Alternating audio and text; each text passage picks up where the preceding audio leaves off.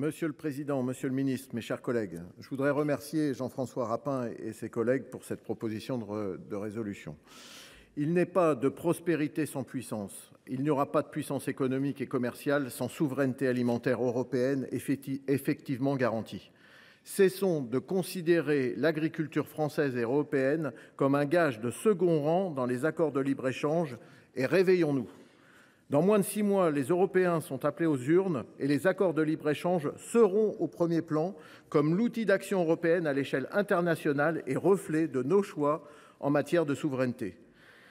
Si nous voulons poursuivre la construction européenne, nous devons lui éviter de devenir sa propre caricature. L'Union européenne et les Européens méritent mieux que ça. Et pour cela, nous ne devons pas confondre vitesse et précipitation. La vitesse, c'est bien de continuer d'utiliser notre puissance économique et commerciale comme levier d'action, comme outil de politique internationale.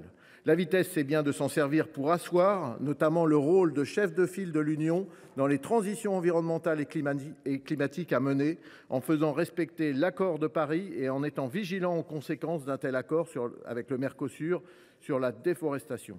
La vitesse, c'est faire à l'échelle internationale ce que les pères fondateurs ont fait à l'échelle européenne, utiliser les intérêts économiques des pays pour rapprocher les peuples, tisser des liens de fraternité et améliorer leur prospérité. La précipitation, et l'on parle ici pourtant d'un accord dont les négociations ont débuté il y a plus de 20 ans, en 1999, c'est de rêver en fonçant tout droit dans un mirage.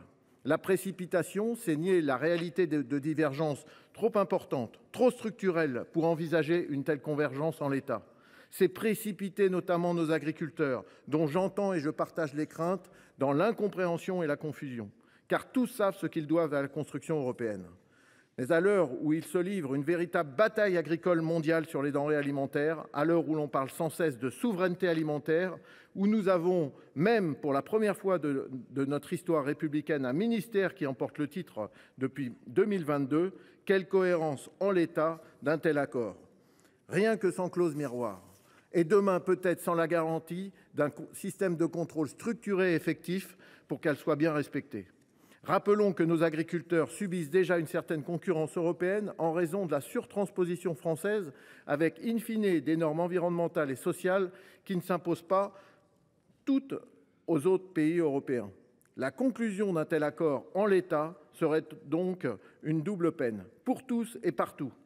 Sans tirer pour autant les autres vers ces exigences environnementales et sociales, bien au contraire, nous sacrifierions ceux qui le font avec passion sur le sol européen. Nous n'avons pas troqué le commerce de la Troisième République avec la souveraineté alimentaire du fronton du ministère de l'Agriculture pour rien. Nous sommes à vos côtés pour porter une voix crédible, convaincante et puissante, même et peut-être surtout quand elle est singulière. Il en va aussi de la survie de l'Union européenne. Ce n'est pas un choix d'opportunité ou de tendance en vue des élections. C'est un choix d'avenir. Il est important que l'État français, comme il a su le faire ces dernières années concernant cet accord entre le Mercosur et l'Union, reste extrêmement vigilant. Cette proposition de résolution qui nous est faite est bien évidemment une nécessité. Clause miroir, respect de l'accord de Paris, contrôle effectif et mécanisme de règlement des différends clairs et efficaces. Nous en partageons l'esprit, donc bien évidemment, le groupe Les Indépendants votera en faveur de cette proposition de résolution. Merci, cher collègue. La parole est